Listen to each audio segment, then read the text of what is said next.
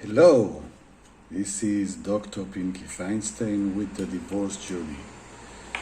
I would like to talk this time about rule number 2, the rule of self-forgiveness, the need to deal with the guilt feelings that are so abundant in this area of divorce, to deal with them more bravely.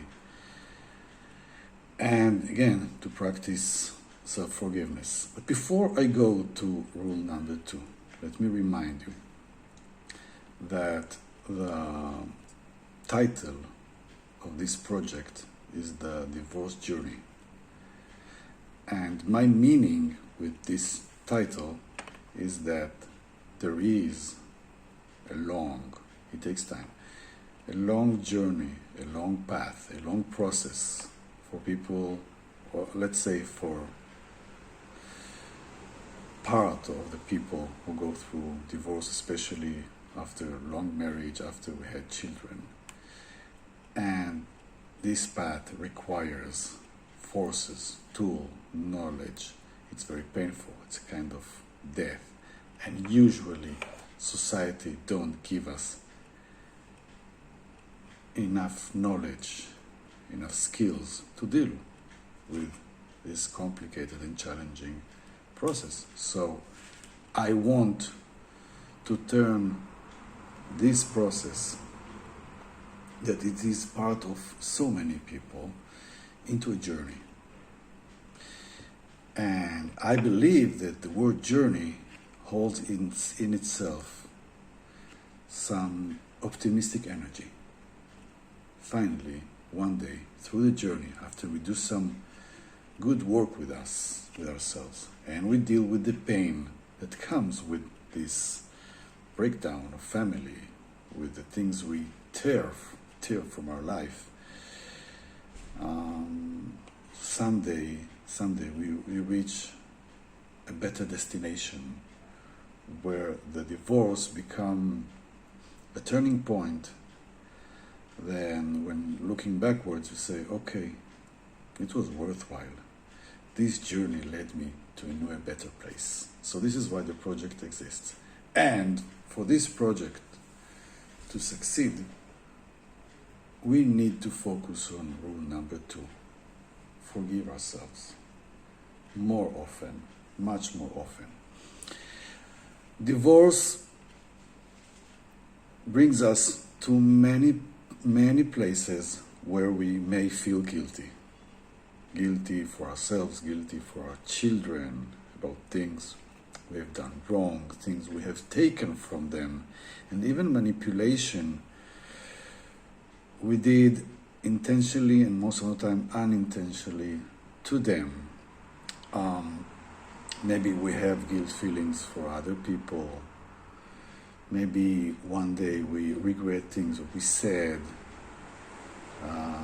things we did, and maybe we will regret and we will feel uncomfortable with things that we will think, feel, do, say for the people we care, and feel guilty about this.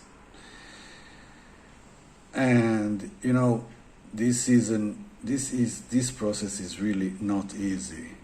We are not so built for this. We are not ready for this.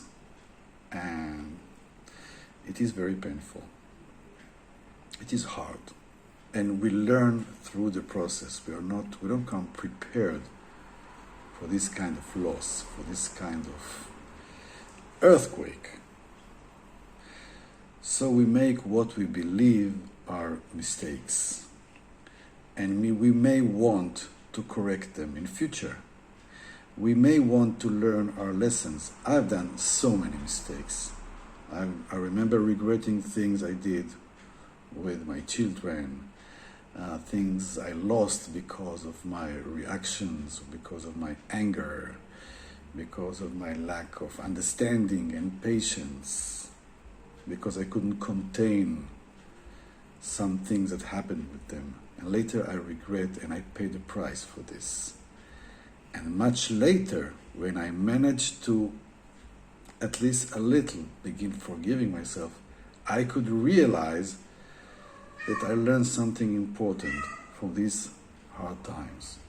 But if we want to transform this journey into something positive, into something that will really change our life in a good way, maybe in a way that couldn't have happened unless we got divorced, we must practice self-forgiveness.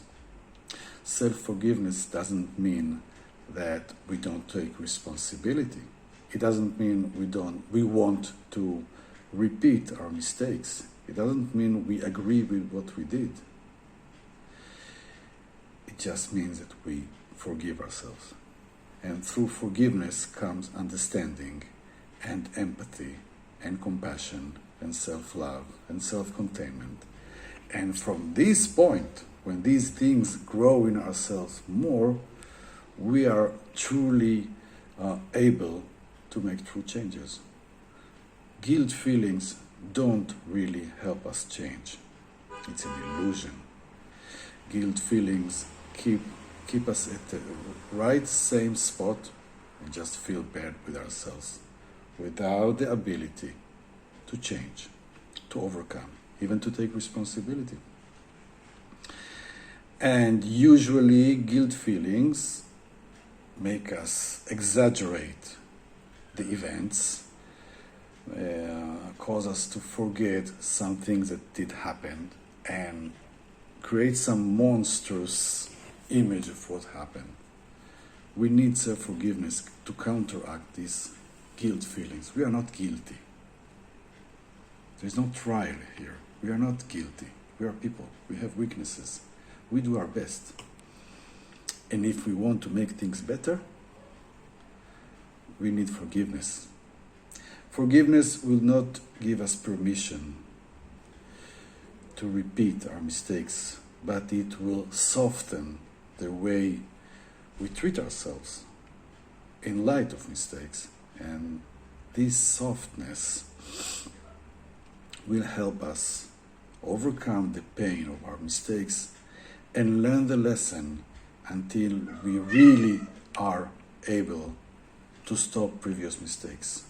Guilt feelings will create vicious cycles that we will feel the pain. We will promise ourselves not to repeat the mistake we did because we felt the pain, the guilt feelings for our close people that we hurt them.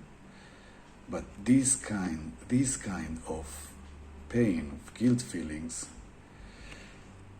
makes us smaller and weaker and vulnerable to our weaknesses and prone to repeat the mistakes again and again and again until we are brave enough to say, yes, it was my weakness, I made my mistake, but most of all, I need now to forgive myself because my children need me now to function, to do things with them in spite of my mistakes when I was weaker or when I was angry and frustrated. They need me now. I need me now in my best performance. And for me to come back and function better, I need more self-forgiveness. And self-forgiveness is something we can practice every night, to ask myself, what do I want to forgive myself about? And not to see it, I'm saying it again, because it's hard to understand, not to see it as running away from responsibility. The opposite. Self-forgiveness is the responsibility and the only way to grow and to make this journey something better.